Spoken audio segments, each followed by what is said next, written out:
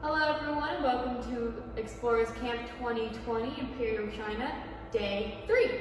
So today we're going to be going over the Tang Dynasty and Imperial Chinese culture and arts. So the Tang Dynasty started in 618 AD and ended in 907 AD. The Tang Dynasty came after the Sui Dynasty, and the first emperor of the Tang Dynasty was Emperor Gaozu. So that name might sound familiar to you because it's the same name as the first Han Emperor. When you become emperor of your first dynasty, you get to pick your emperor name. So before this Gaozu was Gaozu, his name was Li Yuan.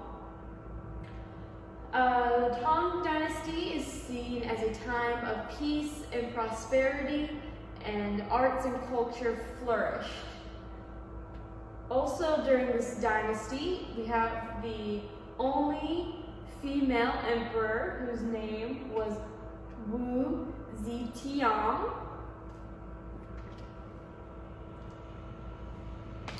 Some inventions that came out of the Tang Dynasty are woodblock printing, which is pictured over there, where you just ink over a stamp and stamp it on to paper.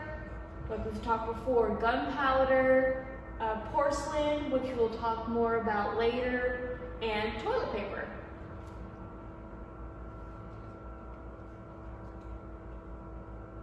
Like I said before, the Tang Dynasty is when a lot of arts and culture flourished during this time. Some advances in arts were music and art, painting, theater, and literature. Arts were so important to Chinese culture that they were a part of the civil service examination that we talked about yesterday. Poetry and calligraphy were different aspects of that test. And drinking tea became a popular leisurely activity because of the production of porcelain.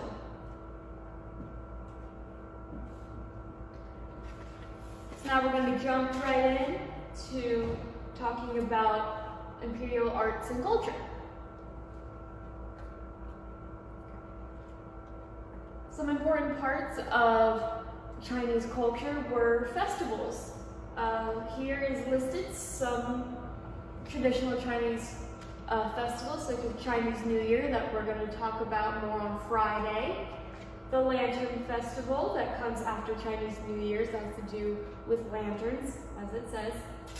The Qingming Festival, or the Tomb Sweepings Festival, or also known as the Clear and Bright Festival. This is a spring festival that you would clean up your ancestors' graves or tombs, and it's also a festival that uses kites as one of their aspects. Kites are a Chinese invention. They were first used in war, but were slowly transitioned into more of a leisurely activity. Also during the summer, you'll have the Dragon Boat Festival, which is some dragon boats that are pictured up here. There'd be a big race where you would have several rowers and somebody who would lean over at the top of the head and pick up flags in the river. There's the Mid-Autumn Festival, which happens in the autumn, the Winter Solstice Festival, or the Lava Festival.